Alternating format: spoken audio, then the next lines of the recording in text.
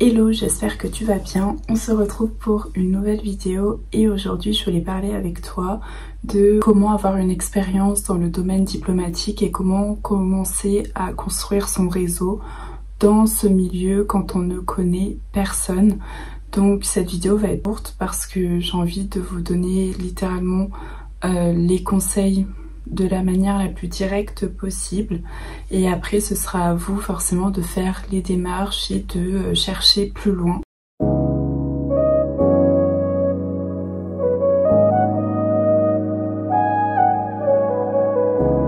Pour les personnes qui me suivent depuis un petit moment, vous devez également savoir que la plupart de mes expériences, je ne les ai pas eues parce que je possédais déjà le réseau. Vraiment, je suis partie de zéro. Et j'ai réussi à avoir des contacts dans le monde diplomatique et à avoir des expériences dans ce milieu-là. Donc si c'est quelque chose qui vous intéresse, et je sais à quel point c'est pas facile d'atteindre ce milieu, eh bien cette vidéo peut t'intéresser. Mais je te recommande également vivement d'aller voir ma vidéo dans laquelle j'explique comment j'ai réussi à avoir un stage en ambassade et quelles étaient mes missions au sein de cette structure. Et enfin une autre vidéo dans laquelle je parle de 3 façons de partir à l'étranger, parce que dedans j'expose également d'autres moyens de pouvoir avoir de l'expérience, pas que dans ces domaines-là, mais ça en fait partie. Donc je te conseille également de rester jusqu'à la fin de cette vidéo parce que en fait, je vais partir du plus évident à ce que l'on soupçonne pas forcément. Ok, let's go. Premier conseil, tu l'auras deviné je pense, c'est tout simplement de faire des stages. Enfin tout simplement, c'est un bien grand mot parce que ce n'est pas toujours simple de trouver de l'expérience dans ce domaine-là. Je me souviens qu'à la fin de ma première année à Sciences Po, on devait réaliser une expérience professionnelle et moi je voulais absolument... Non, à la fin de ma deuxième année, moi je voulais absolument la faire au sein d'une structure diplomatique, que ce soit en consulat, que ce soit une ambassade, mais j'ai pas du tout réussi à trouver. J'ai envoyé plein de courriers, j'ai jamais eu de réponse, mais tout simplement parce que je m'y prenais mal. Donc si vous voulez que je vous fasse aussi une autre vidéo sur comment mieux s'y prendre pour faire ces candidatures dans ces structures, faites-le moi savoir et je vous le partagerai avec grand plaisir. Donc voir que j'ai pas du tout eu de réponse, donc je me suis trouvée dans un autre stage qui était très instructif, mais c'était pas ce que je visais initialement. Et donc, comment on fait pour trouver des stages dans ce milieu-là? Voilà, dans une autre vidéo, je vous ai parlé du PAS, donc P-A-2-S, et là-dedans, il y a plein de stages qui sont recensés. Donc si vous voulez faire un stage dans le milieu diplomatique, il y en a plein qui sont écrits là-dedans. Et quand j'étais en stage en Afrique du Sud, c'est par cette voie-là que la plupart des stagiaires étaient recrutés. Mais donc moi dans cette vidéo je vous ai expliqué que voilà, je suis pas du tout passée par cette voie. Donc je vous recommande également de contacter des personnes sur LinkedIn, ne serait-ce que pour vous entretenir avec elles, connaître leur parcours professionnel, mais également si elles travaillent dans une structure diplomatique, leur demander est-ce que vous cherchez des personnes en ce moment. Donc voilà, donc vous pouvez faire des stages donc soit en ambassade mais également au sein de consulats. Voilà, donc pour cela je vous recommande également, donc je ne sais pas si c'est quelque chose qui est disponible dans votre université, mais nous à Sciences Po Lyon on nous envoie régulièrement des offres de stage, donc c'est vraiment pas que pour le domaine de la diplomatie, pas du tout, il y en a même très peu, mais l'un des moyens qui m'a permis d'avoir une autre expérience dans le domaine diplomatique que je vais vous partager maintenant. Un second moyen, c'est tout simplement de se rapprocher d'organismes une portée internationale. Donc par exemple l'OFAGE, en octobre 2024, j'ai pu participer au processus de Berlin, donc c'est un forum international. J'ai pu rester 4 jours à Berlin, faire la connaissance d'autres jeunes donc qui viennent de France, d'Allemagne, mais également des pays des Balkans. Et donc on a pu rester 4 jours et ensuite il y a eu le jour où il y avait le forum, donc là il y avait des diplomates, il y avait des ministres et c'était le moment de pouvoir s'entretenir avec eux, mais également d'avoir des discussions sur la démocratie, sur comment est-ce que c'est pertinent de élargir l'Union européenne, etc. Donc vous voyez, c'était ce genre d'événement-là. Et donc ce qui m'a permis de faire ça, c'est l'OFAGE, donc c'est l'Office franco-allemand de la jeunesse. Et l'OFAGE en fait donc propose plein d'activités différentes. Je vous mettrai le site, tous les sites d'ailleurs que je vais dire, je les mettrai en description. Mais l'OFAGE, donc ça permet de faire plein d'activités différentes, de partir en mobilité à l'étranger, etc. Mais ça ne permet pas que ça permet également de participer à des événements type diplomatiques comme moi j'ai pu faire à ce moment-là. Donc là, ça va pas être une expérience sur le long terme, mais c'est toujours quelque chose que vous pouvez valoriser. Et surtout, c'est très enrichissant et c'est très rare d'avoir un cadre dans lequel on peut s'entretenir avec de telles personnes.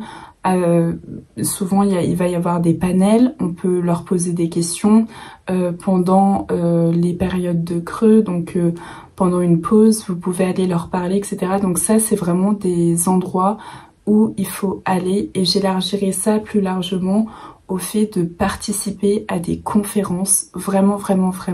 Si votre université invite un diplomate, ou si vous voyez une annonce dans une autre université et qu'il y a une personnalité publique qui vous intéresse, ou voilà, quelque chose qui vous intéresse dans ce sens-là, je vous conseille vraiment à 100% d'y aller. Même si au début c'est dur, même si vous pouvez être timide, allez-y. Et même si vous ne parlez pas à la personne ou à personne en fait dans la salle, ce n'est pas grave. Allez-y juste pour 1, être dans ce milieu, 2, être de plus en plus à l'aise, et 3, vous pouvez d'abord commencer par poser des questions au moment de la conférence, et quand vous vous sentirez confortable, commencer à parler à d'autres personnes, puis parler à une personnalité. Vous voyez? Donc, n'hésitez absolument pas à faire cela. Et enfin, un troisième moyen, c'est tout simplement de s'inscrire dans des associations étudiantes. Je ne le dirai jamais assez, et moi-même, je m'en suis rendu compte trop tard, et c'est pour ça que je vous le partage sur ce compte. Si vous souhaitez avoir de l'expérience dans le monde diplomatique alors que vous n'avez absolument aucun réseau, faire partie d'associations étudiantes qui vont dans ce sens-là, c'est vraiment incroyable.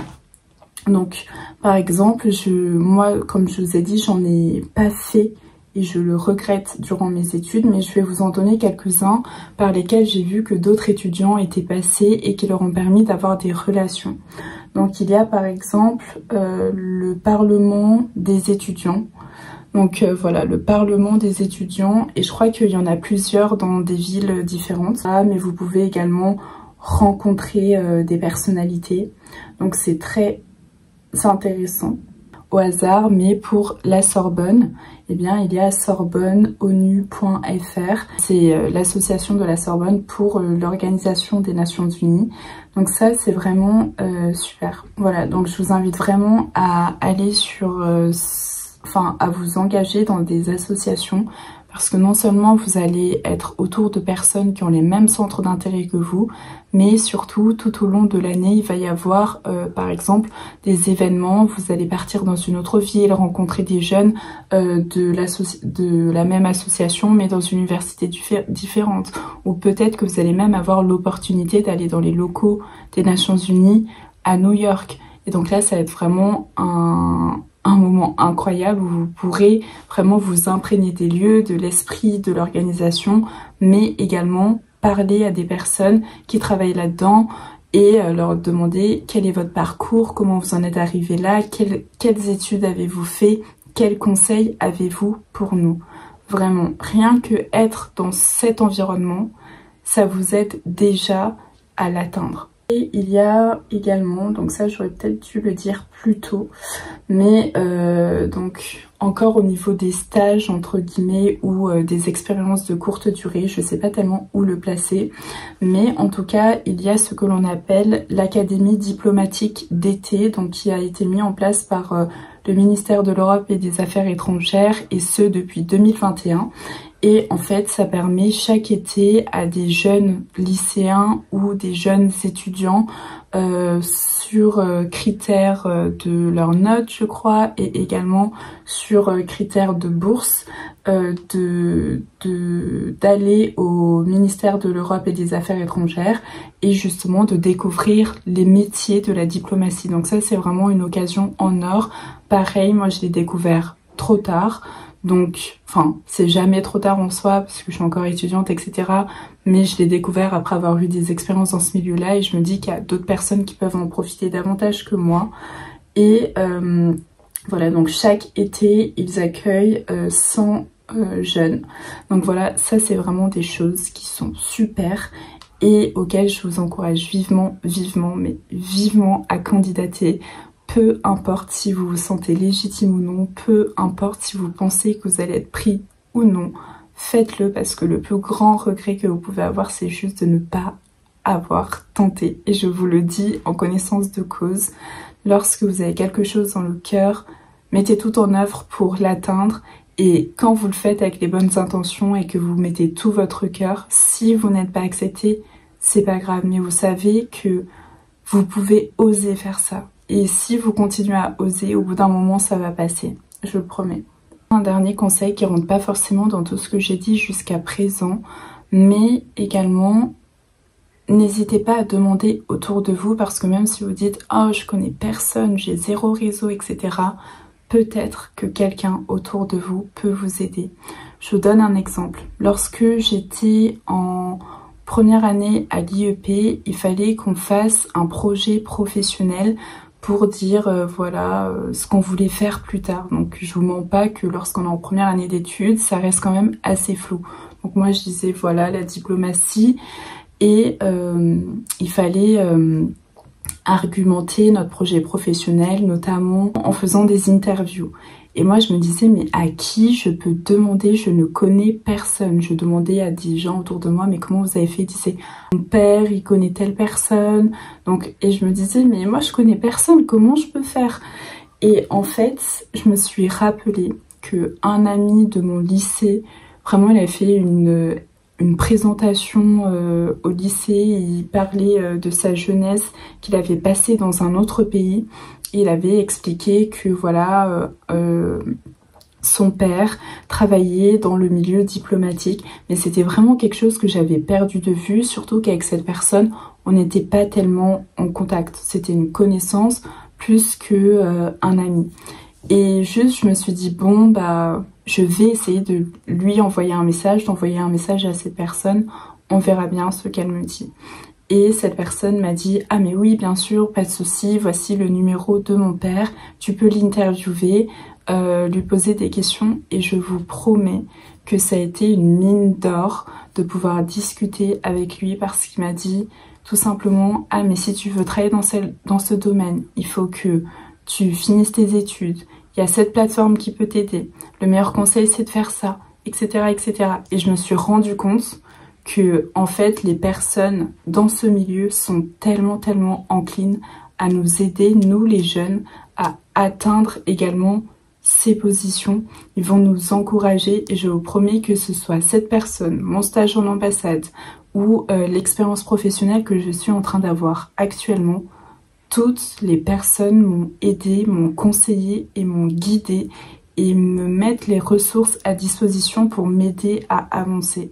Donc je vous promets que ça peut paraître très dur lorsque on est en train de candidater, lorsqu'on se dit mais comment je vais faire? Mais quand on atteint ces personnes, quand on peut directement parler avec elles, ou en tout cas ces personnes des personnes qui fréquentent ces milieux, elles sont tellement enclines à nous aider. Donc vraiment, dites-vous que le plus dur c'est tout simplement d'accéder à ces personnes et une fois que ça c'est fait, elles sont très gentilles, très aidantes. Donc voilà, donc franchement je vous souhaite énormément de courage, vous allez y arriver. N'hésitez pas à me laisser un petit commentaire si vous avez des questions, si vous voulez un type de vidéo en particulier. J'ai également mon adresse email dans ma description, donc n'hésitez absolument pas, je sais à quel point c'est difficile et j'aimerais pouvoir épargner cela à plus d'étudiants possible. Donc voilà, ce serait avec grand plaisir et comme je le dis dans beaucoup de mes vidéos, n'hésitez pas à vous appuyer sur les ressources disponibles. Sur cette fin de vidéo bruyante, et je m'en excuse, je vous remercie et je vous souhaite beaucoup de courage.